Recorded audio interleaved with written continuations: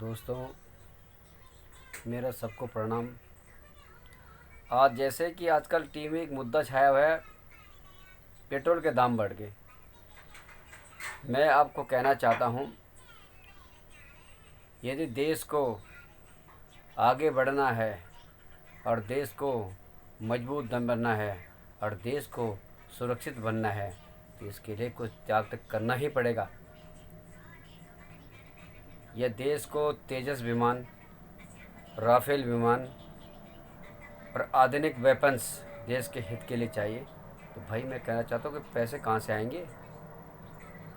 वो पैसे की ज़रूरत पड़ेगी और कुछ न कुछ त्याग तो करना पड़ता है। यदि पेट्रोल 100-150 रुपये पर लीटर हो जाए फिर हमें उसका गम नहीं है। हमें सबसे बड़ा है देश। देश की सुरक्षित है और देश की अगर सुरक्षा के लिए यदि पेट्रोल का दाम भी बढ़ जाएं तो हमें कोई गम नहीं है, क्योंकि देश आधुनिक बन चुका है। आज देश की पहचान है ऑल वर्ल्ड के अंदर, संसार के अंदर जानते हैं हिंदुस्तान को। पहले हिंदुस्तान को कौन जानता था? आज पहले करीबन 2014 से पहले हिंदुस्तान का यदि आतंकवाद होता था तो लोग कहते थे इंटरनल, आपका इंटरनल मामला है। मगर आज एक मोदी जी की एक मुहिम ने इंटरनेशनल बिरादरी को, सबको आतंकवाद के खिलाफ खड़ा कर दिया है।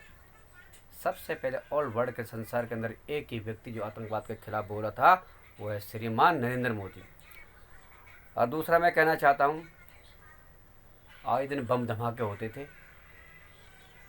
कभी सरोज नगर में, कभी गेट GK2 में, कभी कहीं हिंदुस्तान के कोने कोने बम धमाके होते थे। मगर आज मैं महसूस कर रहा हूँ कि मेरा देश सुरक्षित है।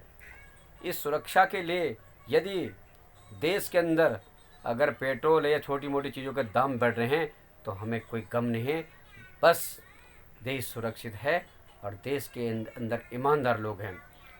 जैसे देखो, सबसे बड़ी बात है ऐसे से, जैसे हमारे बाबा आदित्यनाथ योगी जी और मोदी जी, क्या है उनके पास?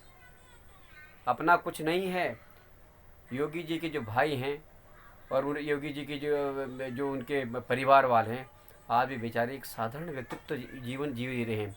और मोदी जी के ये इसी तरह, मोदी जी के इसी तरह से पूरा उन्होंने समर्पण कर दिया देश के अंदर।